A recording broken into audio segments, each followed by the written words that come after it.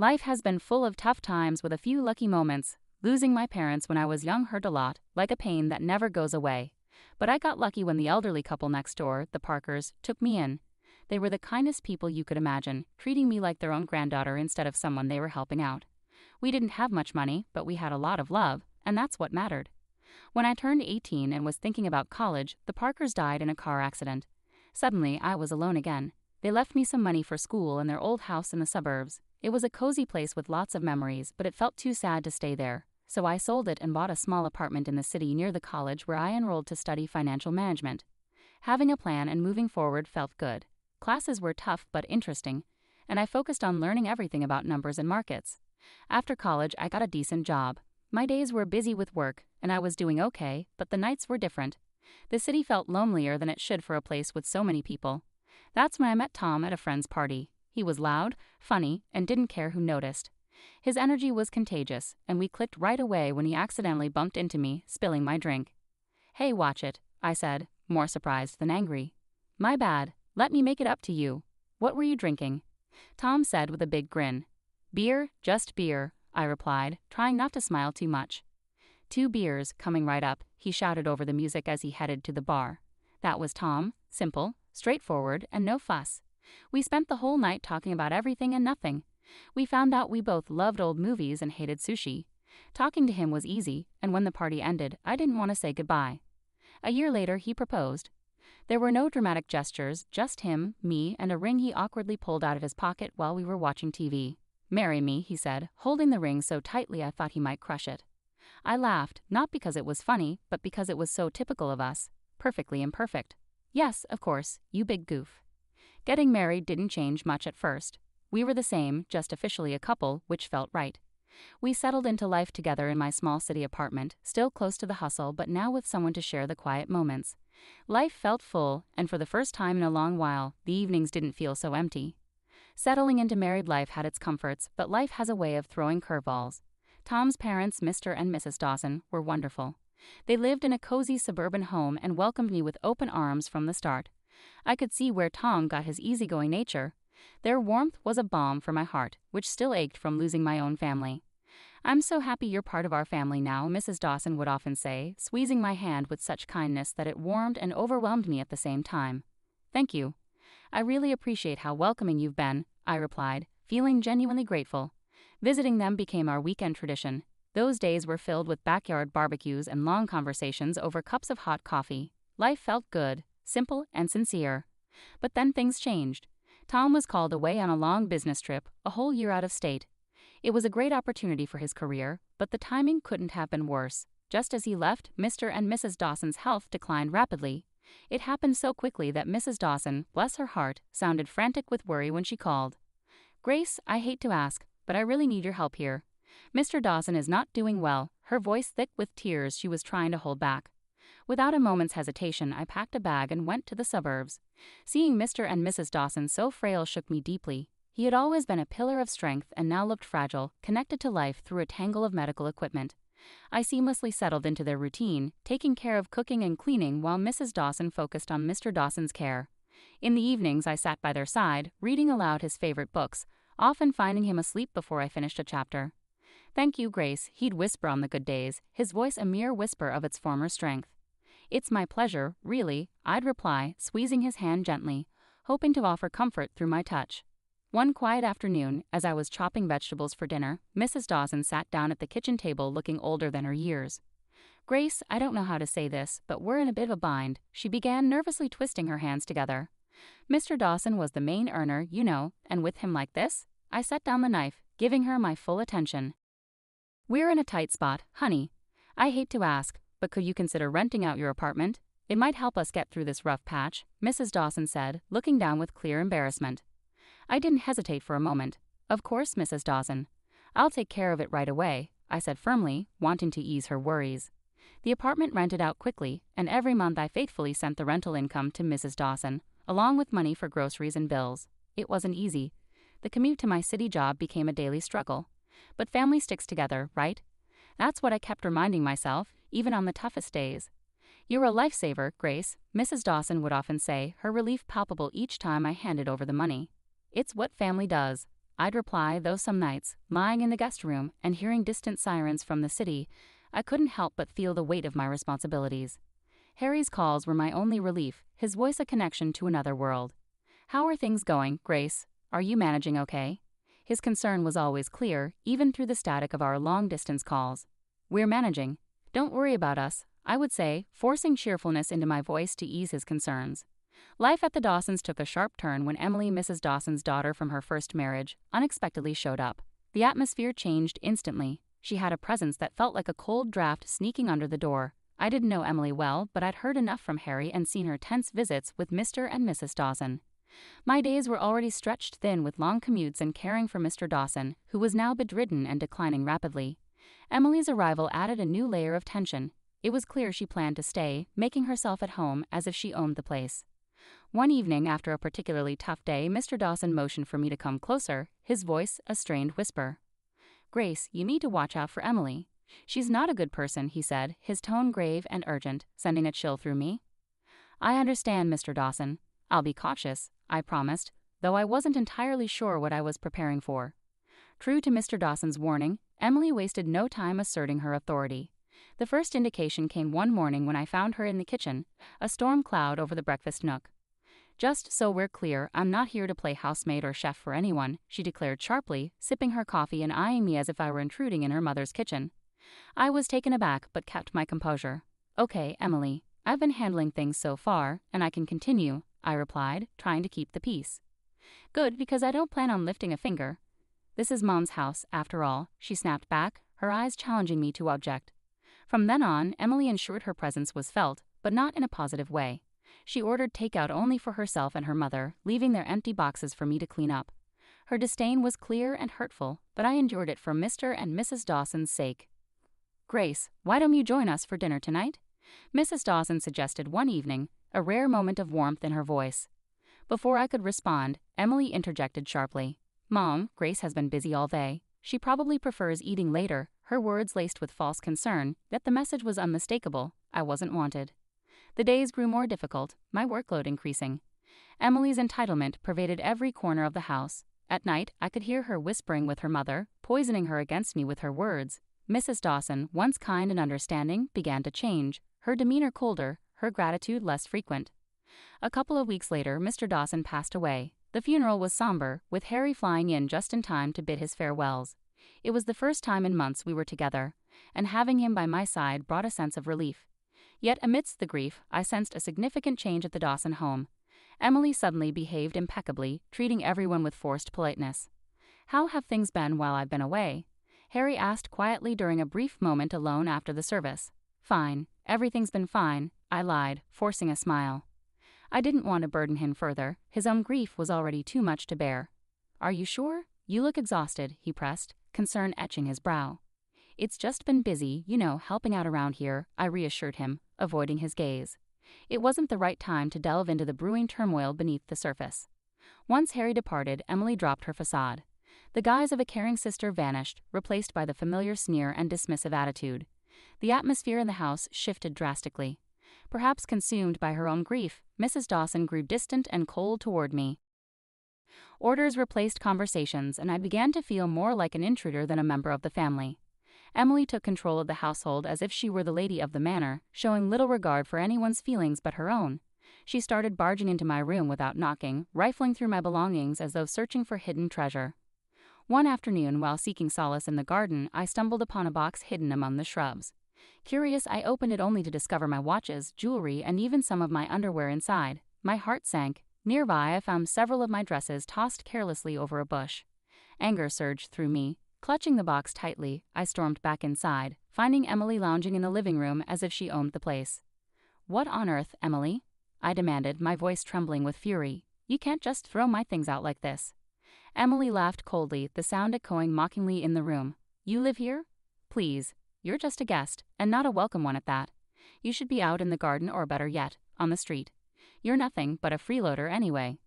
Her words cut deep, like salt in a wound. I couldn't believe the venom in her voice. Shaking, I turned to Mrs. Dawson, who had just entered the room. "Mrs. Dawson, please tell her she can't treat me like this. This is supposed to be my home too," I pleaded, my voice cracking with emotion. Mrs. Dawson, once gentle and kind, now looked through me as if I were transparent.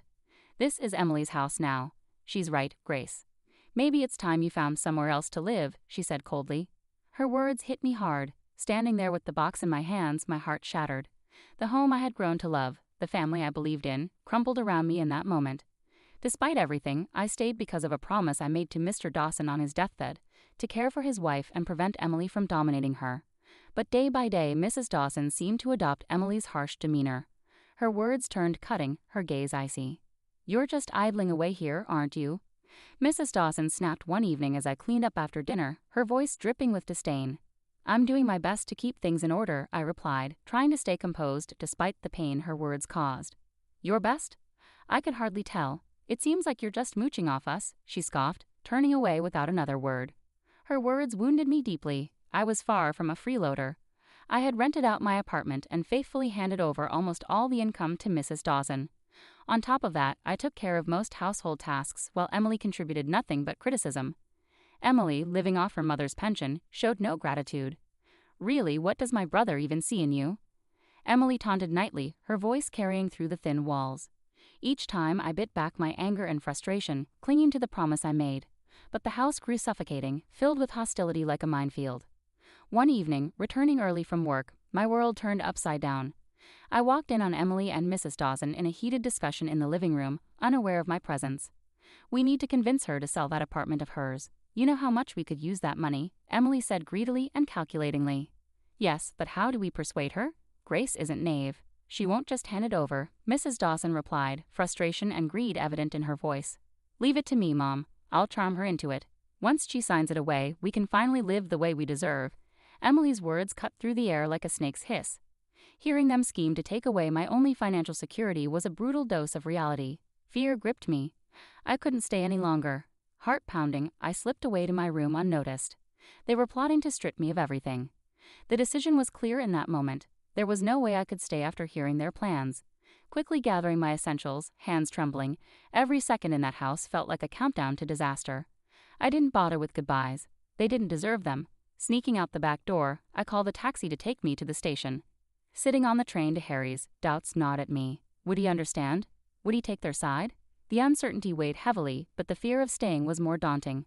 I stared out the window, the landscape blurring by, a mix of fear and determination settling in my chest. When I arrived at Harry's doorstep, his reaction was a blend of shock, relief, and curiosity. His eyes widened as he opened the door to find me standing there with my bag, looking as frazzled as I felt. "Grace, what's going on?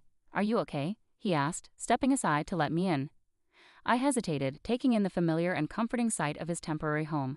"No, Harry, everything's not okay. Not at all," I replied, my voice catching. He guided me to the couch, concern etched on his face. "Tell me what happened, babe. I'm here for you," he urged gently. I poured out everything to Harry, starting from Emily's return and the deteriorating situation at home to the financial pressures and the final betrayal. Their scheme to make me sell my apartment. I hadn't wanted to burden him while he was away working. As I spoke, Harry's expression darkened with each detail. By the time I finished, his fists were clenched, his jaw tight with anger. "Why didn't you tell me about any of this sooner?" he asked, his voice a mix of fury and concern. "I didn't want to cause you more stress. I thought I could handle it," I confessed, feeling foolish now. "Grace, damn it, you shouldn't have had to handle any of this alone," he exploded, rising to pace the room. "I can't believe my mom and Emily would treat you like this." He stopped abruptly and faced me, his eyes blazing with determination. "I won't let anyone treat my wife that way. No way," he declared firmly, pulling out his phone. I watched, heart pounding, as Harry dialed his mother. The phone barely rang twice before she answered. I couldn't hear her side of the conversation, but the tension in Harry's posture spoke volumes. "Mom, this has to stop. I know everything now, and I won't stand for it. If Emily doesn't leave and if you don't start treating Grace with respect, we won't be able to support you anymore. No more financial help, nothing." Harry's voice was firm, leaving no room for negotiation. There was a terse exchange, followed by silence. Harry's grip tightened around the phone. "Fine. If that's your decision, then you've made mine," he said finally, hanging up. He turned to me, his expression softening. "Looks like it's just us now, babe. That's all we need," he said, coming over to embrace me. I leaned into him, finding solace in his arms amid the storm of emotions. "Just us," I whispered, feeling the truth of his words. Now on our own, it felt right. Harry and I stayed up late into the night, planning our future without the burden of supporting his mother and Emily. We discussed practical matters like my remote work and our financial strategies, laying the groundwork for a new chapter together, just the two of us. Whatever happens, we're in this together. You and me against the world, right? Harry said with a determined smile. Absolutely, I replied, feeling reassured with him beside me. Against the world. The next few days were incredibly busy. I arranged to work from home with my job, which they agreed to. Harry helped me move my things out of storage and set up a home office in his living room corner. It wasn't perfect, but it was ours, and it felt peaceful. A week passed, and just when things seemed calm, I received a startling call that felt like a blast from the past. It was Mrs. Dawson, her voice now a mix of desperation and boldness.